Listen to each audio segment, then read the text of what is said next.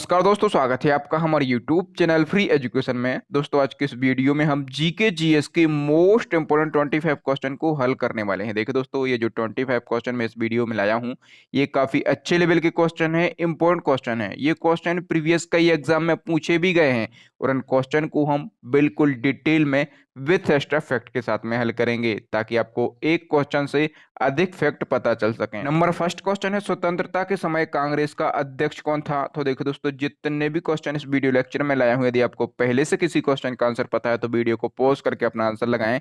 इसके बाद मैं आंसर बताऊंगा और क्वेश्चन के रिलेशन में जितने भी एक्स्ट्रा फैक्ट बन सकते हैं सभी फैक्टों को समझाऊंगा।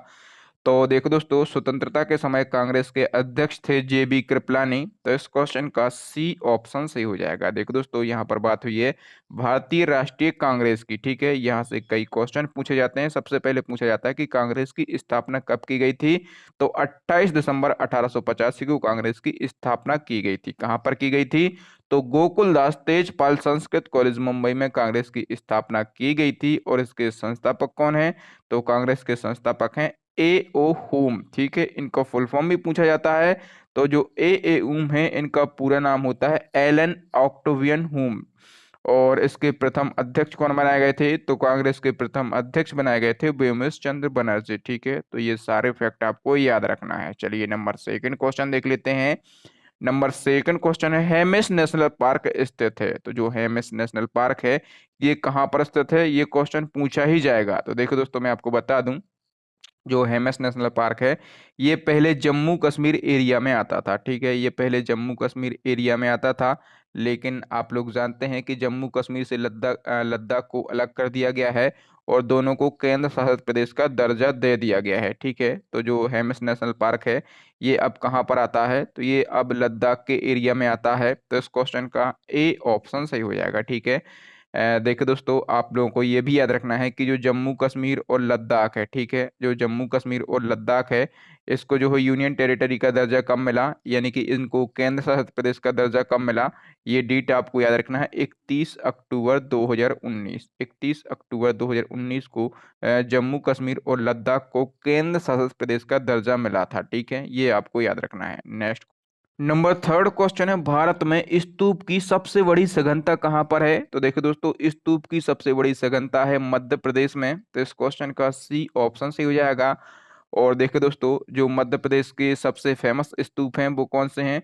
तो मध्य प्रदेश के सबसे फेमस स्तूप है सांची के स्तूप। ठीक है, और आपसे ये पूछा जाता है कि जो सांची के स्तूप हैं, इनका निर्माण किसने करवाया था?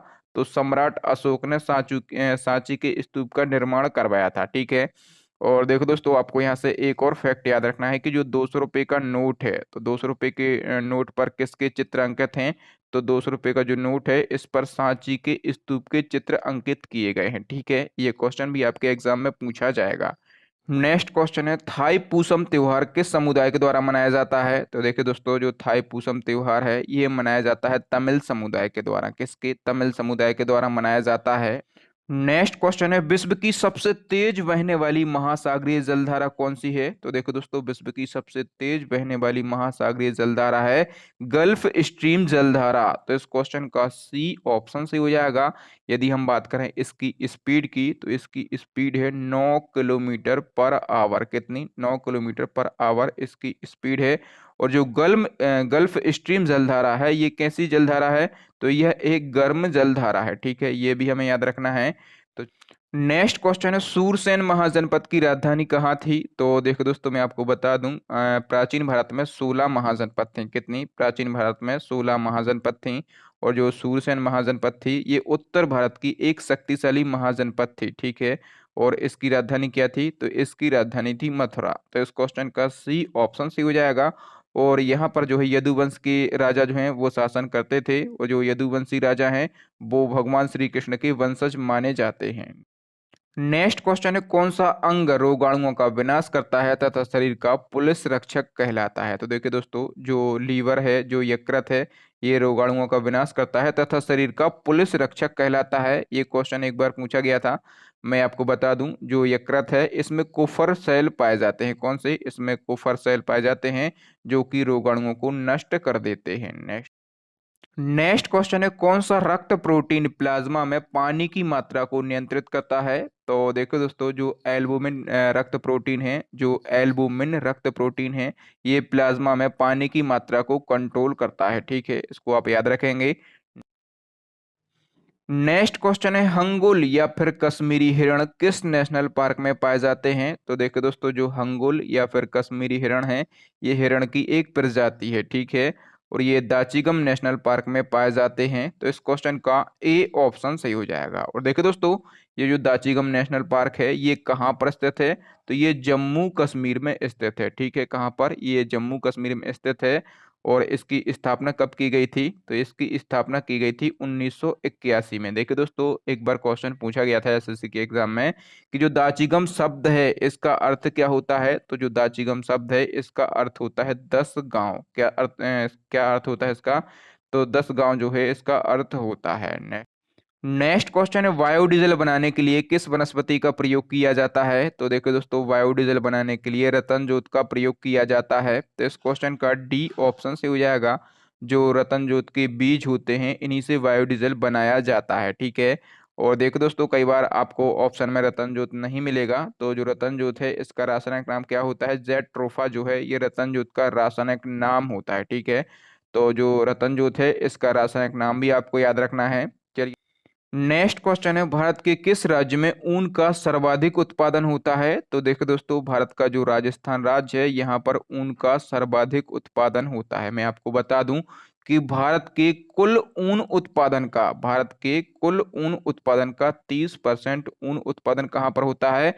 तो राजस्थान में होता है। ठीक है, और देखो दोस्तों, मैं आपको बता दूं कि ऊन का सर्वाधिक उत्पादन करने वाला देश यदि पूछा जाए, तो आपको कहना है ऑस्ट्रेलिया। ऑस्ट्रेलिया में सबसे ज्यादा ऊन का उत्पादन होता है। ठीक है, और भारत जो है, ये ऊन उत्पादन के मामले में कौन से नंबर पर है? तो अपना देश भारत जो है, ये ऊन के उत्पादन में 9वें स्थान पर है। कौन से? 9वें स्थान पर है। ठीक है, ये भी आपको याद रखना है। नेक्स्ट क्वेश्चन है, भारतीय शिक्षा में मैग्ना कार्टा किसे कहा जाता है? तो देखो दोस्तों, ये क्वेश्चन कई बार रिपीट होता है। तो भारतीय शिक्षा में मैग्ना कार्टा कहा जाता है वुड्स डिस्पैच को।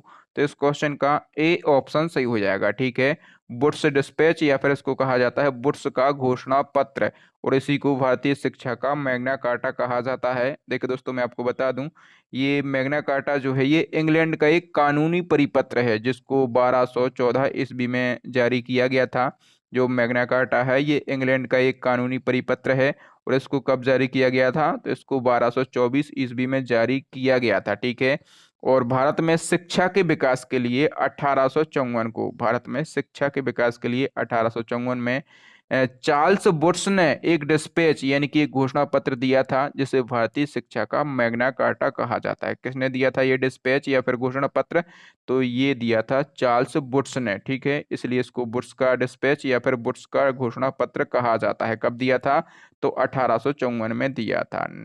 नेक्स्ट क्वेश्चन है, जरा दृष्टि दोष या फिर इसको प्रेस वायोपिया कहा जाता है। तो जरा दृष्टि दोष या फिर प्रेस वायोपिया के उपचार के लिए किस लेंस का प्रयोग किया जाता है? काफी अच्छा क्वेश्चन है। तो देखो दोस्तों, इसके उपचार के लिए दुई लेंस का प्रयोग किया जाता है। ठीक है, दुई लेंस या फिर इसको कहा जाता है बायोफोकल लेंस। ठीक है, और देखो दोस्तों, जो जरा दृष्टि दोष है, ये आंखों की एक बीमारी है, जो कि सामान्यतः 40 वर्ष से अधिक आयु के लोगों में देखने को मिलती है।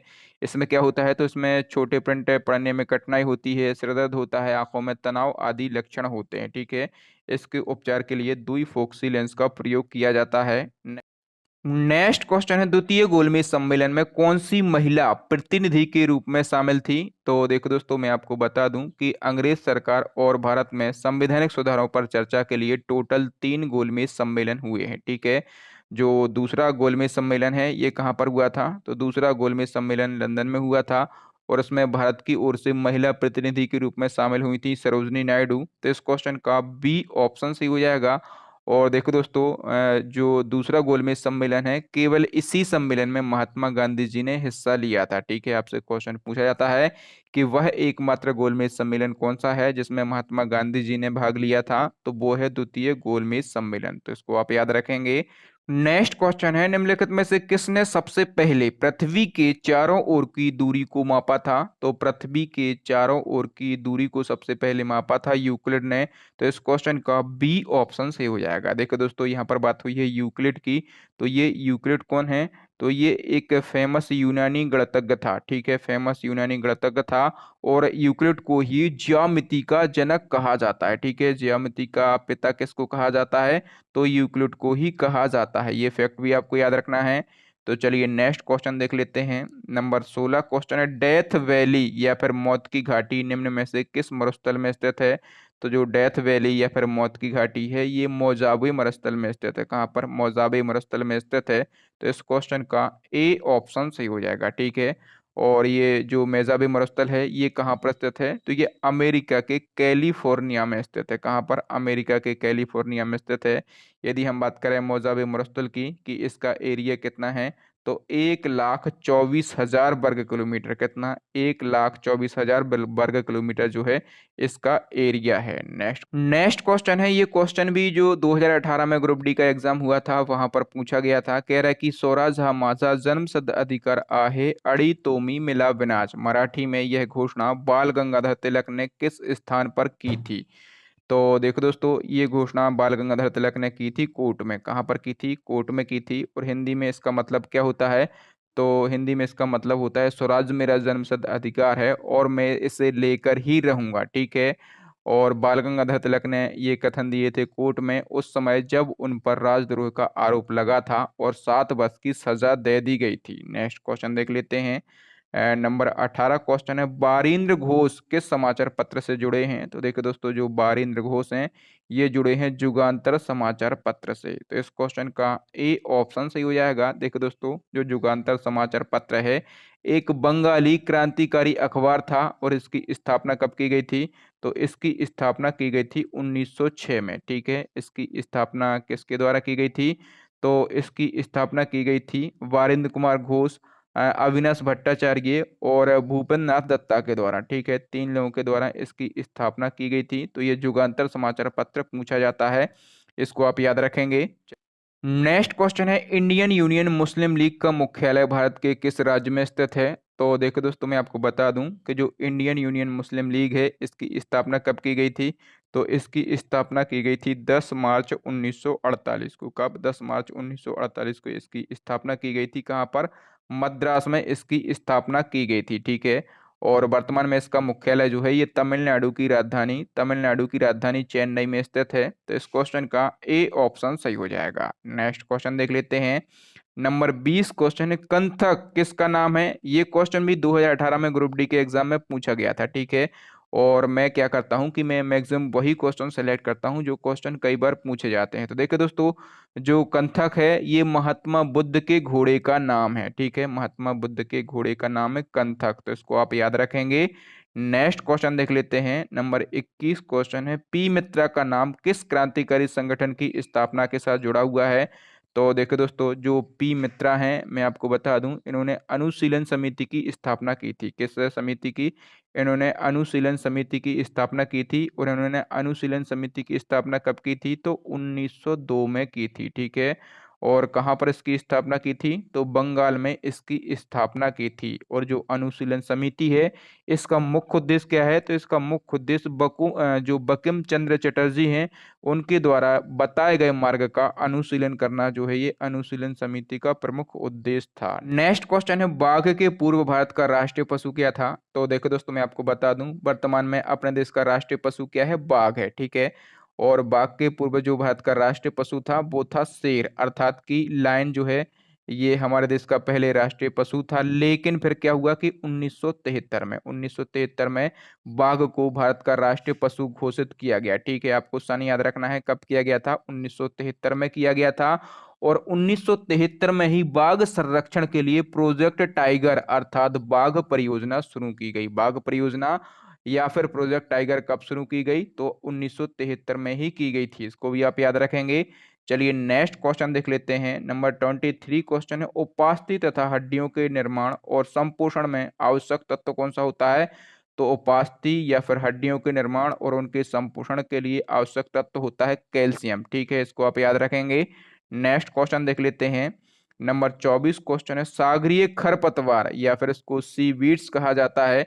तो सागरीय खरपतवार किसका महत्वपूर्ण स्रोत है? तो जो सागरीय खरपतवार है ये प्रमुख स्रोत होता है आयोडीन का। तो इस क्वेश्चन का डी ऑप्शन सही हो जाएगा। चलिए नेक्स्ट क्वेश्चन देख लेते हैं। नंबर 25 क्वेश्चन है, वर्तमान में वन तथा वन्य जीव किस सूची का विषय है? तो देखो दोस्तों, ये क्वेश्चन मोस्ट इंपोर्टेंट क्वेश्चन है। मैं आपको बता दूं कि ये समवर्ती सूची का विषय है, ठीक है। पहले जो वन तथा वन्यजीव थे वो किस सूची का विषय थे? तो पहले वन तथा वन्यजीव जो हैं ये राज्य सूची का विषय हुआ करते थे, लेकिन फिर होता है 42वां संविधान संशोधन। और 42वां संविधान संशोधन कब होता है? तो 42वां संविधान संशोधन होता है 1976 में, ठीक है। और इस संशोधन के द्वारा जो वन तथा वन्यजीव हैं इसको राज्य सूची से हटाकर कहाँ पर रख दिया जाता है? समवर्ती सूची में रख दिया जाता है, ठीक है। और देखो दोस्तों, जो 42वां संविधान संशोधन है जो कि 1976 में हुआ था, ये अब तक का सबसे बड़ा संविधान संशोधन है, ठीक है। इसलिए 42वें संविधान संशोधन को क्या कहा जाता है? लघु संविधान कहा जाता है। लघु संविधान किसको कहा जाता है? तो 42वें संविधान संशोधन को कहा जाता है, ठीक है। सारी बातें आपको याद रखना है। देखिए दोस्तों, जितने भी मैं फैक्ट बताता हूँ ना, सारे के सारे फैक्ट इंपोर्टेंट होते हैं। और ये क्वेश्चन अपने, ये जो फैक्ट हैं ये अपने आप में एक क्वेश्चन जनरेट करते हैं और ये क्वेश्चन आपके एग्जाम में पूछे ही जाते हैं, ठीक है। तो यदि आप चाहें तो इन क्वेश्चन को नोट डाउन भी कर सकते हैं। तो थैंक यू दोस्तों, आज के लिए इतना ही। अब नेक्स्ट एंड लास्ट क्वेश्चन है आपके लिए, चैलेंजिंग क्वेश्चन है जो कि हम पूछते हैं हमारे प्रीवियस वीडियो से। क्वेश्चन पूछा गया है कि सुचेता कृपलानी किस राज्य की पहली महिला मुख्यमंत्री बनी थी? आपके लिए 4 ऑप्शन भी दिए गए हैं। यदि आप चाहें तो सुचेता कृपलानी के बारे में डिटेल भी लिख सकते हैं। तो थैंक यू दोस्तों, वीडियो देखने के लिए बहुत बहुत धन्यवाद। आपको वीडियो कैसा लगा ईमानदारी से हमें कमेंट करके जरूर बताएं। और यदि आपको हमारा वीडियो अच्छा लगा हो तो प्लीज वीडियो को लाइक करके ही जाना और इस वीडियो को कम से कम अपने 5 दोस्तों के साथ जरूर शेयर करना। और क्या करना है कि हमारे चैनल को सब्सक्राइब करने के साथ साथ बेल आइकन जरूर दबा लेना है। इससे क्या होगा कि जब भी मैं कोई लेटेस्ट और नया वीडियो डालूंगा तो उसका नोटिफिकेशन आपको सबसे पहले मिल जाएगा। वो वीडियो आप सबसे पहले देख पाएंगे। और देखिए दोस्तों, इसी प्रकार के जो इम्पोर्टेंट है जीके जीएस है उस पर हम वीडियो बनाते रहते हैं। तो यदि आप चाहें तो हमारी पुराने वीडियो भी देख सकते हैं प्लेलिस्ट को विजिट करके। और देखो दोस्तों, करंट अफेयर्स के इस साल के जो करंट अफेयर्स के मोस्ट इंपोर्टेंट टॉपिक हैं, ठीक है, उन पर हम वीडियो कंटिन्यू बना रहे हैं। तो करंट अफेयर्स के मोस्ट ट्रेंडिंग टॉपिक जो होते हैं जहां से क्वेश्चन पूछे ही जाते हैं, बिल्कुल हमने उनको डिटेल में पढ़ाया है।